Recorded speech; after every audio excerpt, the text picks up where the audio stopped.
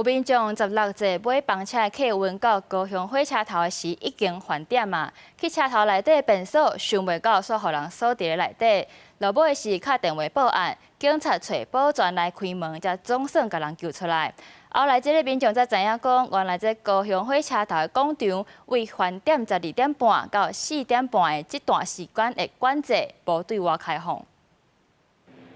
民眾來高雄火車頭便所，手洗好要走，所看到便所入口的鐵門互關落來，規個工去。互關佇便所的陳先是講，伊16節買班車來到高雄火車頭已經返點，行去車頭便所所互關佇咧內底，話無人來救，只好敲電話報警。等半點外鐘，保全才來開門。落尾伊才知影，原來高雄火車頭下骹站的廣場，半暝12點半了後就會關門管制，到下半暝4點半才會重新對外開放。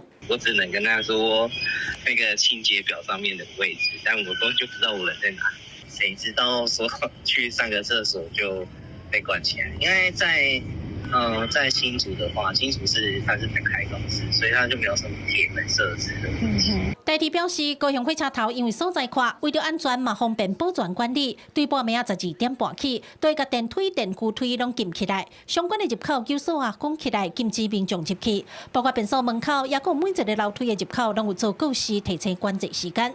未少民眾頭蓋聽到火車頭會關門管制，攏真意外。雖講認同做法，不過也是建議愛加強宣導。真正會驚咧？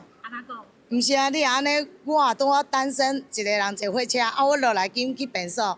你想，我單身一個女生，若去用鎖裡內底，你感覺會安怎？應該要加強宣導，不然像我們是外地來的，我們也不曉得。對，這深夜有做管制。針對這個事件，代替發聲明回釋咧講，這回是因為保全關門，無詳細確認是毋是有人，這會造成民眾互關佇咧便所，落尾會檢討改進。啊，若便所內底攏有實景機能，民眾拄到狀況攏會當市，值班台24點鐘攏有人會隨做處理。記者郭家祖、屈超陽高雄場報道。